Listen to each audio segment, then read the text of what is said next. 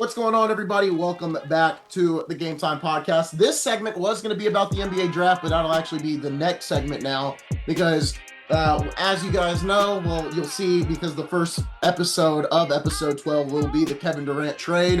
We definitely want to touch on the other news that happened this week, and that is the Lakers being sold for $10 billion. I've got the report from Shams. The Buss family is entering an agreement to sell majority ownership of the Los Angeles Lakers to Mark Walter for a franchise valuation of approximately $10 billion. Sources told ESPN on Wednesday night, the highest ever for a U.S. professional sports franchise. The Buss family will keep a minority share of the team, just over 15% for a period of the time, a source said. In addition, Jeanie Buss will remain the Lakers governor and continue to run the team for at least a number of years. So sources with knowledge of the deal told ESPN's Ramon Shelbourne it was guaranteed as part of the agreement that Buss will remain in charge for the foreseeable future, and Walter fully endorsed this plan, according to sources. Walter, the CEO and chairman of diversified holding company TWG Global, has been a shareholder in the Lakers since 2021, or stakeholder, I should say, when he purchased I don't know how to say this dude's name, but he got 26% of that share. He bought that. That also was when Walter received a right of the first refusal of the majority share of the team. So he was offered majority a while ago. He didn't take it. He bought a 26% stake in the team, and now he finally buys it. What they didn't include in that is he is also the owner of the Los Angeles Dodgers, and he's also trying to purchase the LA and he's also trying to purchase some other sports franchise in LA as well. So he is just throwing money at these sports teams right now, but he gets the Lakers. Ramon, you said it at the end of that segment. You said, I don't think he'll slowly incorporate. And I agree too, right? The WWE is a good example. When Vince sold the WWE to TKO and Ari Emanuel, Vince was promised he could still run the shows, Raw and SmackDown.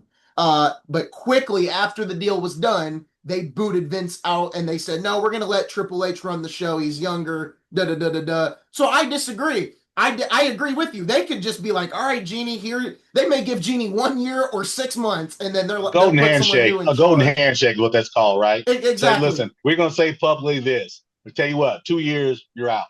You're out. Yeah, and Vince, they told Vince, oh, you can run the shows. And then not only didn't he run the shows, he had to sell all of his stock because of the allegations that were brought upon him. So things can change right after a sale because you're not in charge anymore. And those people are not used to being told what to do, but now they're going to be told what to do. It's been reported for a while, and I've been reading up on it, is that the Lakers assistants, they're some of the lowest paid. Lakers workers are some of the lowest paid in the league. And I read a report. It wasn't in that one. I can't believe I didn't save it, but it's basically the Lakers have been run too tight-knit, right? It's been busted a small group of people.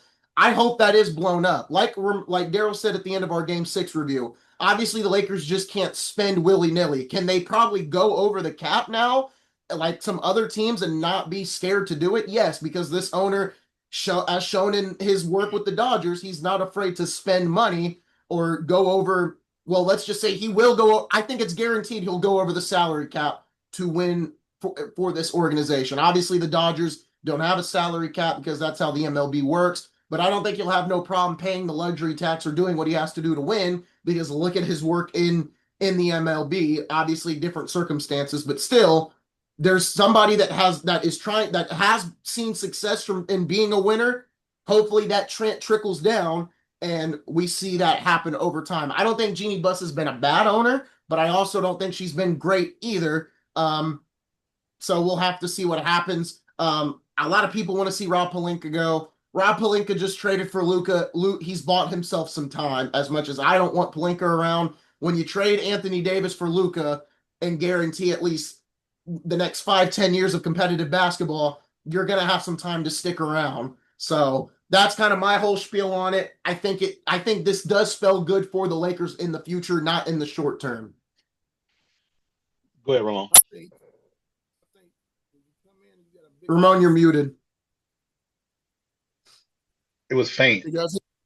Yeah, now we can. Go ahead. When you come in and you got a big bank, you got a lot of money, you make all the rules. So I think Jeanie, they're safe. I think Pelinka is safe.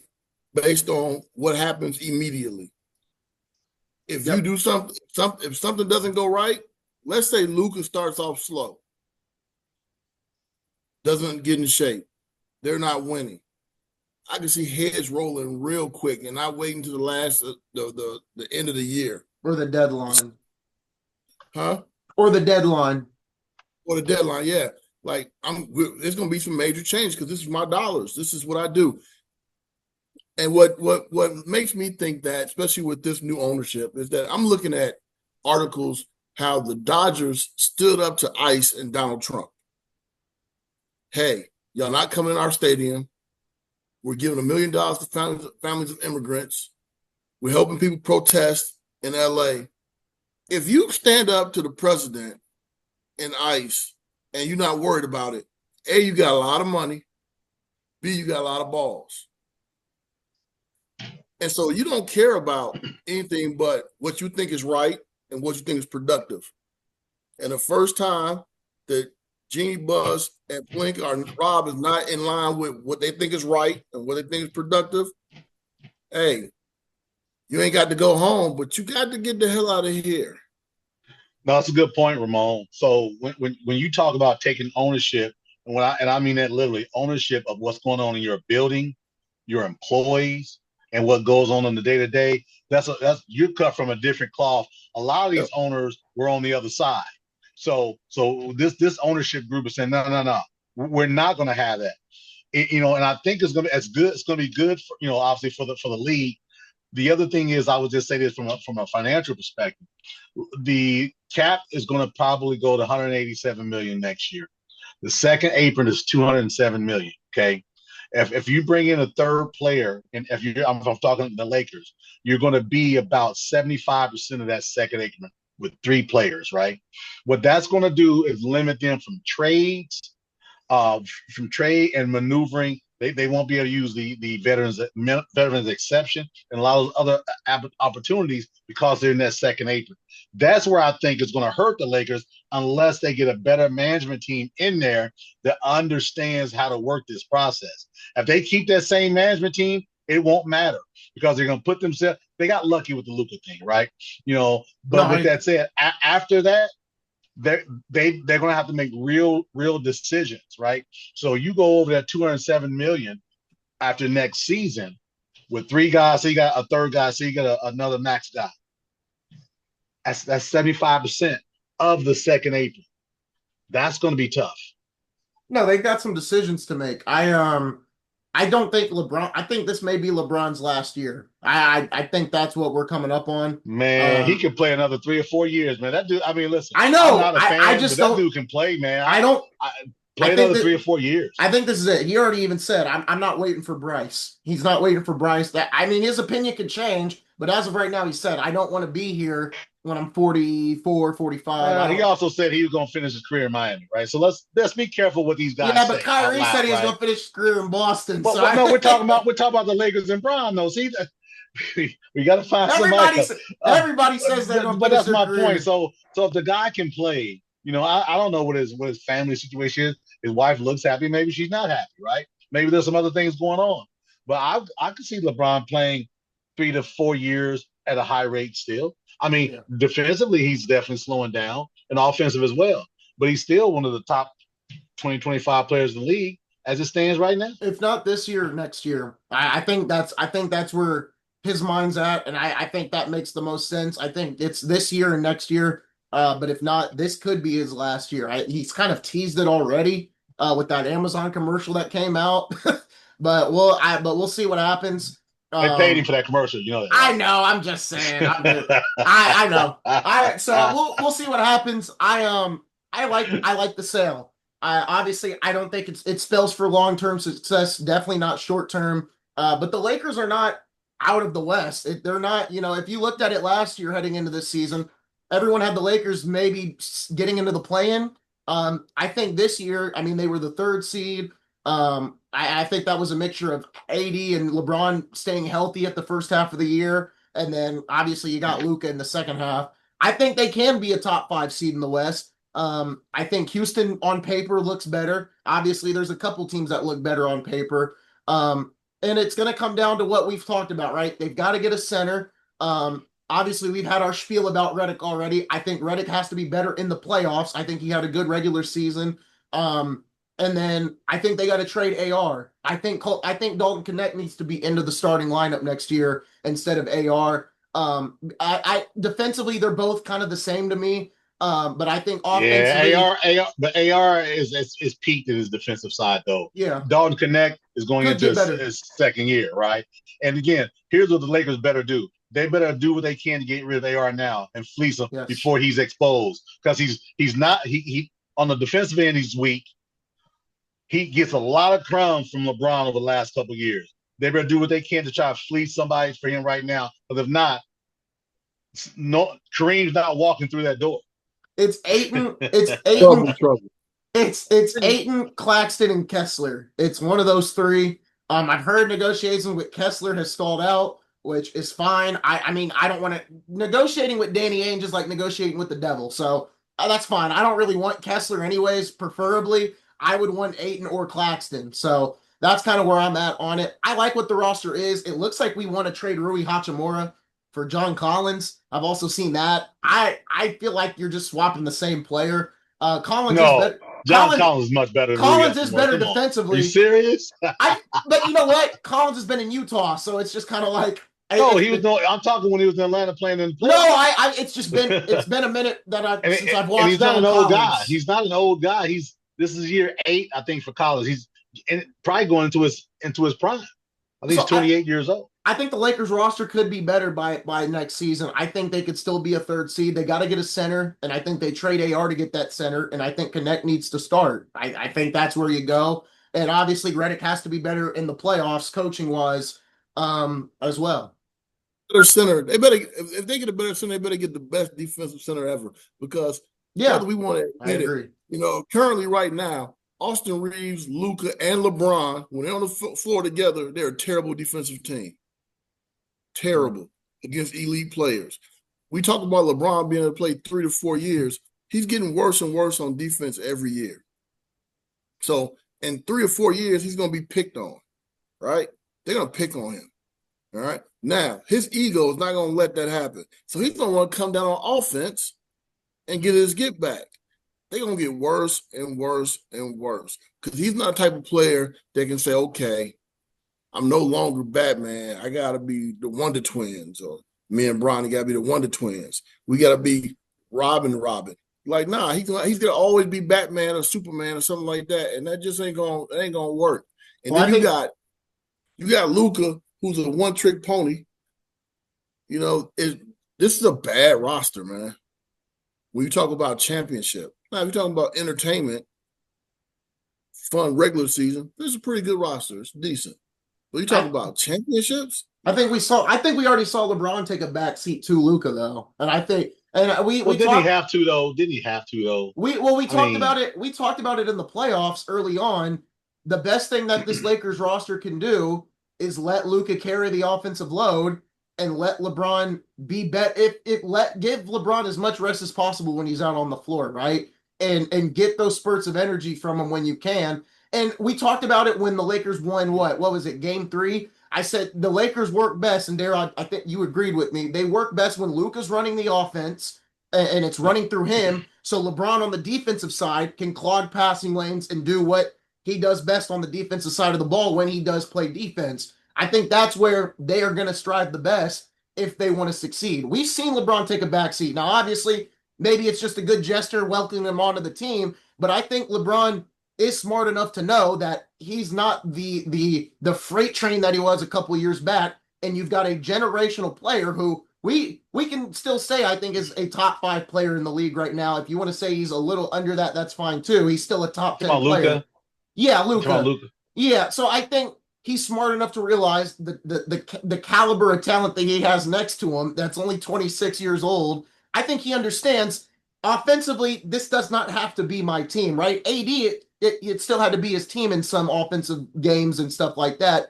Where in this scenario, I think he is smart enough to realize I don't have to be the offensive powerhouse that I've had to be on most of my teams. Here's what I'm gonna tell you, right? I'm looking at the Lakers roster and their salaries. They're going into next year if there's no move made, $190 million already to almost close to the second apron Yeah. without adding anyone, right? So those three centers you just talked about, all of them are going to carry a $30 million price tag. Well, So when you make that play, yeah. you got to realize that's it for you until next season because check it out, you've got Gabe Vincent coming off the books at 11, Cleaver coming off the books at 11, What's Dorian Vanderbilt? Finney-Smith. I'm going to get to him. Okay. Finney-Smith, $15 million coming off the books after next year. Hachimura, $18 million coming off the books as well. And then Vanderbilt, your challenge is he's only making $11 million this coming season, 12, and then 13 the next year. Very tradable contract. That's my next you're trying point. to do something, right? They got to move Vanderbilt. He can't stay healthy. You got to move Vanderbilt along with AR. But here it's going to have to be a combination because everybody sees what we see in a guy like Jared Vanderbilt who can't stay healthy, who's a good player, but they can't stay healthy. You know, who wants to take that on for 3 more years, even if it is 11, 12, and 13 million, right? Because you're going to have to bring on AR as well. And he's at 13 and 14 for the next 2 seasons, right? So very manageable contracts, but probably 2 guys who aren't going to be your top 4 players on a championship team. Yeah, that's what I would say. They got a lot of decisions to make. Like I said, you got to get a center. AR's got to go. Vanderbilt's got to go. If you trade Rui Hachimura for John Collins, great. That's been discussed as well. They've got some decisions to make for sure. Ramon, you're making a face. About LeBron being able to take a back seat. If this is correct, and I'm just Googling stuff, I gotta see this over 82 games because him and Luke only played 23 games together. Like anybody can change how they look. You know, I didn't lie to women for 23 days and made them think I was something that I wasn't. I was like, is that the honeymoon? Is that the honeymoon we talking about, Ramon? Remember I talked about that, right? I know. You know what I'm saying? Like they only played 23 games, man. So he could take a backseat 20. Can he do it for 82? And in the 23 games they played, looks like they were 15 and 8. They scored 116 points, but gave up 114. Like, come on, man. No, like, I don't disagree. I don't disagree. That's a big pill for the king to swallow. Like for 23, I can do it for 82. If he still wants to play Superman, that's fine. There will be moments where the ball will be in LeBron's hand and he'll take over. That'll happen, right? I saw him do it against Sacramento. AD couldn't score. He'd come up the floor, hit a 3. On the other end, gets a block, comes up the floor, hits another. Like there'll be moments where Luka doesn't even get the ball and he just takes over. But then I would hope it swaps back and forth, but they know what to do. And as 2 superstar players, you should be able to figure this out. And if LeBron wants to play superhero, then I will come on this pod and because I try to watch almost every Laker game. If I see these instances, they will get called out. Because there was a couple times this season where I'm like, the ball needs to go to AD, not LeBron and not AR. So pretty sure you'll be calling out a lot next year. I think, and you know what? There will be times I'll call it out on Luka too for other stuff too. So I mean, it's ebbs and flows. It's ebbs and flows. It's hard to be a backseat when you've been the league star for all these times, especially his type of personality. You know, he's in a fight right now with the world to prove that he's the GOAT. And taking a back seat and being passive, that's what you have to be. You have to take a back seat and be kind of passive. That's not GOAT stuff. And that legacy, them arguments are going to start swinging the other way even more. Like I can't see him going 4 or 5 years, and I definitely can't see him being a 2 or 3, second or third option in those next 3 or 4 or 5 years. And that's going to hurt the Lakers. Is there still I don't think there's really a debate. You either think it's LeBron or you think it's Jordan. I don't think it's about what? About LeBron and Jordan. I think it's played out. Like everyone has their opinion. Well, that's the point. That's why it's almost inarguable, right? Because I use the example. So I'm gonna digress really quick. So you've seen the video, and I posted in our group, Ramon. You saw Ric Flair and the guy who was imitating Ric Flair, I forget his name, and they were doing a woo-off, right? And you can't be me. And then the guy said, yes, I can be you. And Ric Flair said, I'm Ric Flair, la, la, la. That's what Bron fans and Jordan fans have been doing for years. No one's won the argument. So stop arguing about it. Yeah. Both are great in There's- their own way, right? You know, we all have our opinion. I truly understand that. But you have LeBron going on his podcast talking about championships shouldn't matter and greatness and being passive aggressive. Are you saying he's a hypocrite? Are you saying he's a hypocrite? Yeah, He's the biggest hypocrite God blew breath in. So, but that's Ramon as saying that. hypocritical as That's he Ramon is, saying that. man, Jesus, you the king, not LeBron. So now, oh my goodness! All right, good stuff. Let's talk about NBA expansion. It seems like Adam Silver is putting that on the front of his desk this offseason. It may not happen this offseason, but it could happen next offseason. But it looks like it's being moved to the front of the table. NBA Commissioner Adam Silver is set to officially announce league expansion to Las Vegas and Seattle following the conclusion of the NBA Finals. Obviously, this may not be true. We'll have to see. But what makes it more interesting to me, and we've talked about it on this pod very little, but we've discussed it, is two teams from the West would move to the East, and there's technically three candidates. When you cut the map down the middle, there's three possible candidates. Minnesota, Memphis, and New Orleans. Those are the three teams that are teetering with the middle of the map that could potentially move over to the East. Me and Darrell talked about it briefly over the phone. New Orleans would probably stay in the West. It's just something that people have pointed out on social media. It would be Memphis and Minnesota. And I think it would help the East if they had Minnesota for sure. Honestly, Minnesota would be plugged right in as a top three in the East. I think without question, if they moved over to the East, I think they'd be a top three team, especially in this Eastern Conference right now with no Boston. I think you go Indiana, Minnesota, and New York. I think that, or New York, Minnesota, however you want to flip it, and then Cleveland's there as well. And then Memphis, I mean, they're there. They'll probably make the play-in or be the 6th or 7th seed, but it's the East. They could be the 5th seed. Like, you don't know. Well, let's not be so disingenuous towards the East. I know I understand that it's not the glitz and glamour of the West, but still the reigning champions from the East. And right now, there's a 7-game series going on. This team from the Midwest named Indiana Pacers that no one was giving them more than 4 games. So let's not be so dismissive of the East just right now. These things got to shake out a little bit and there's going to be a representative from the East and the West in the finals. And I'll take my chances with that top tier in the East versus the top tier in the West. Not saying that they're better. I'm just saying that I don't think it's a whitewash that many are saying. And this isn't just you. I'm seeing it a lot now. Starting to get momentum of the West, the West, the West.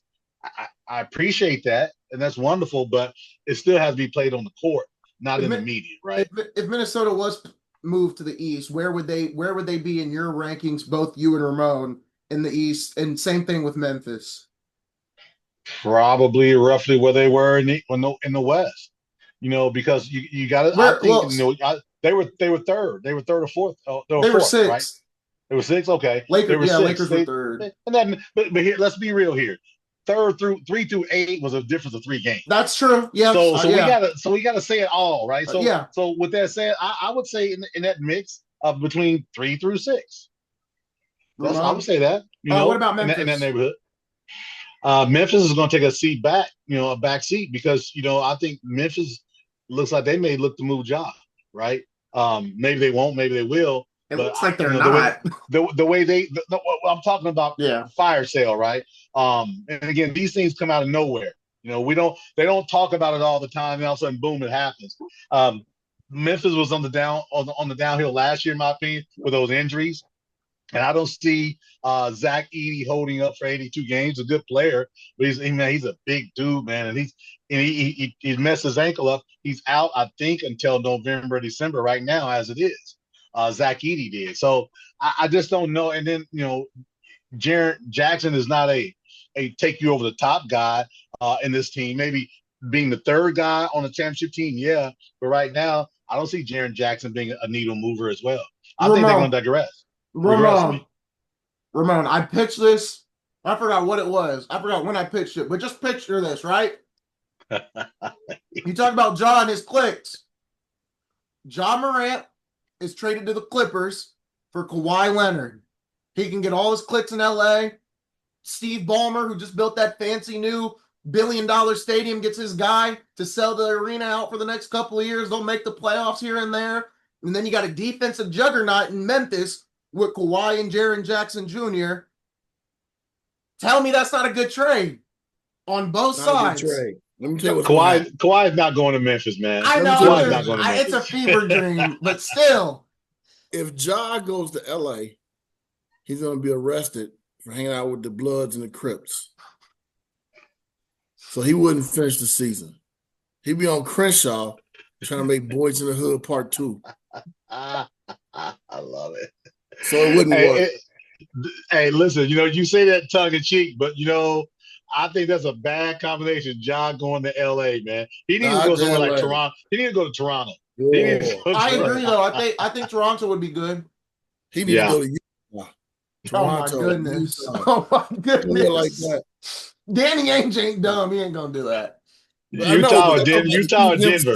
Maybe Denver. Maybe there's an opportunity in Denver. Send him to somewhere like, oh my God. That it wouldn't be a bad thing. You think about Murray and something else. For John, something else.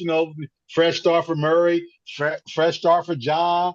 I don't think Murray needs a fresh. I don't think Murray needs a fresh start though. Realistically, he wants to be an all-star. We got to come to the East where it's easier. Remember?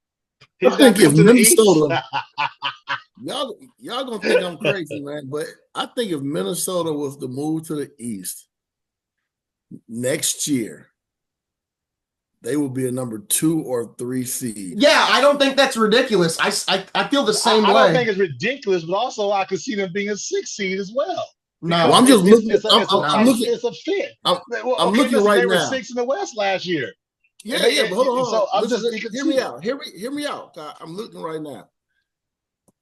I can't see the Cavaliers repeating what they did. Nope. Right? So I think they're gonna be like 5 and below. Yep. I think the Celtics are hurt. So they're gonna be 5 and below. So that's the 2 top seeds. I think the Knicks got some internal things going on right now. So I think they're gonna drop out of there. I think the Pacers are gonna be number 1. Pistons 2, Minnesota could be right there at 3, and Orlando would be 4. Orlando 4. Oh my goodness! Orlando's not going to be 4. Book it. Mark the tape. I think they're going to be 4. I think the Knicks will be number 4. Knicks will be 4, and Orlando would beat them in a playoff series. I'm worried about the Knicks. It's possible. Paulo, in a hypothetical Orlando New York series, Paulo's the best player on the floor. Always the best player doesn't always win the series, though. Knicks don't have a coach. Pacers haven't had the best player in any series they played in. That's the Pacers are doing dark magic. That doesn't count. I'm joking. I'm joking. Pacers' best player. I'm joking. Who's the Pacers' best player? It's a combination. They don't have one. That's the beauty of it. Exactly. It's a combination. They got a bunch of hoopers. That's it. They're the old Detroit Pistons. Power of friendship. They just hooping, man. They just out there hooping. Everybody's really good. So that's why I got them at number 1. But I think everybody else on the East right now is in turmoil. I don't think the Cavs can redo. I mean, you got the Cavaliers, and you got question marks about them talking about trading their point guard who led them. You know why? Because as far as that, we talked about it. That small backcourt, right? That defensive. Yeah. I think that's what people are starting to get some momentum on. I think it would be a desperation move, in my opinion, because they won 60 games with that terrible backcourt. Fellas, I forgot to keep this in mind when we were talking about Miami. I wouldn't be surprised if Kuminga goes to Miami, but that's just a tidbit I wanted to throw in. We can go back to the expansion talk. I agree with you, Ramon. I think Minnesota's the top 2. I mean, if they move to the East. I think Gobert would get exposed in the East way more than he does in the West. I think the East, it's a guard-led East. It's a guard East. It's a guard Eastern Conference. I think he would get exposed way more, but I think you would see Ant do way better. And we're talking good stuff here. We're definitely talking good stuff here. But I think we should have our talks now, and then our talk about it in October when as trades happen because I think something's going to happen with some of these teams. I think Boston. I think Jalen is still in play somehow, some way. I absolutely believe Detroit is on the come up. They got a hellified salary opportunities there, and it wouldn't surprise me if they take a hard run at Miles Turner, a hard run, because they've got the room to do that, right? Yeah. So I'm telling you, a lot can happen between now and October. But to your point, I can say Minnesota 3-4-ish in that 4-ish 5 in that area. Yeah. Because you know why? Because I don't trust their center, and who's going to be their starting point guard now that the prodigy old Mike Conley is retired, right? Rob Dillingham. You know. Okay. All right. Rob Dillingham, 6 overall. Okay, well, that's a name. That's a name. 6 overall pick last year. They traded. They got him from San Antonio when they took him. I have a lot of belief in Dillingham, but that's just me studying. I'm with you. I just don't understand why could he take over a 37-year-old player who couldn't play defense and who was kind of hobbled all season. It's his rookie year. I don't understand that. It's his rookie year. To sit behind Mike Conley for a year is not a bad thing, even though Conley wasn't playing well. Well, that's my point. No, I know. All saw how Conley was exposed. I would have thought Dillingham would have played more. I'm not saying started over him because Travis Best played the same amount of minutes Mark Jackson did on that championship team. So my point being is, why didn't he play more? I mean, maybe is there something that we don't know? World may never know. We'll see. I think he'll play more this year. I think it'll. I mean, he has to. He's got to. We got about 5 minutes. I want to correct something that you said, Cot. Said, let me make sure I correct you real quick here. Okay. You said, let's revisit this in October. Man, in October, only thing I'm revisiting is them Buckeyes. Okay. My bad. We got to listen. Good point. Maybe we'll have a 20-minute segment in this because that'll be football season. And Ramon's right. I don't know how many segments we're going to have, but I think all of them are going to be football. I'm revisiting them Colts, see what the Steelers doing. Good point. Good, you got me. We even gonna talk about them terrible cowgirls. No, we're not. Hey, when we start talking about Dallas, let's go. This is where I'm gonna be. I'm gonna be all over here, not in frame. Let's go. Look, listen. When we get to football, my morale will be as bad as DeAndre Ayton's in Phoenix. I promise you. That's funny. I promise you. I like a great analogy. Great call. Touche on that. I promise you. When we get to week 5 of the NFL season and the Cowboys are 1-4, I'm gonna go on here and be as negative as possible about the NFL. I promise you. Ramon, see what you brought up? See what you did? You done triggered my PTSD. I apologize. Basketball's my safe spot. I know the Lakers will at least get to the second round most years. I can't guarantee that with Dallas. Dallas is a wild card out every single year. This is why I said, when the Cowboys fail me, the Lakers bring me some sort of joy along with the Pacers. So, hey. Oh, man. Talk about Pandora's box. Hey, man. When we get to football season, but I also told Darrell, doing this pod, I may be more infatuated with the NFL and not be so depressed. So we'll the first couple of weeks anyway. I just took a sneak peek at the Dallas Cowboys schedule. No, they're gonna get blistered. It's horrible. Why do they think it's horrible? We gotta play the Eagles week 1. They're setting us up for failure. Hey, he's about to lose it. Ramon, he's about to lose it.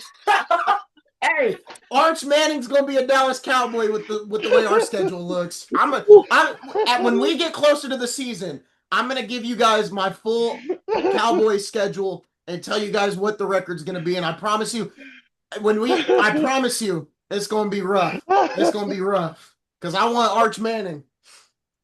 We're gonna get back to basketball, but I apologize. What were we talking about? What Ramon? Good God Almighty! But to that point, Memphis and Minnesota come to the East. I would love that. I would love that because also it gives me another chance to get down to Memphis, see the Pacers in Memphis. Love getting down on Beale Street, checking things out. That give me 2 games to see them down there as opposed to 1. as it is right now. So I'm all in for Memphis coming to the East And Ramon as quickly as possible. Ramon gets to see 4 games of his favorite player, John Morant, on Indiana television. It's a win-win for Ramon as well. He gets to watch John Morant, and I know how much he loves Ja, so. Hey, listen, we supposed to be serious. Nah, he right. Man, I got my fan on, man. I'm starting to sweat. I don't know if y'all can see my forehead. Come on, man. Every time I want to be a Ja fan, something happens.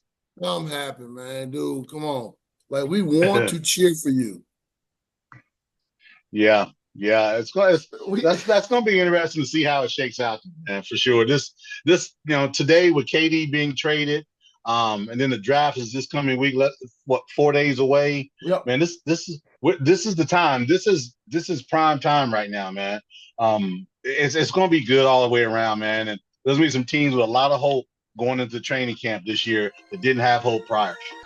We've got about a minute left. So when we come back, we're going to talk about the NBA draft, and then we may do our wraparound segment, but since we've already done 3, we may not. We'll see how everyone's feeling. But coming up next, we're talking Ace Bailey and the NBA draft. Don't go anywhere. You're watching the Game Time Podcast and a depressed Cowboys fan. See y'all here in a minute.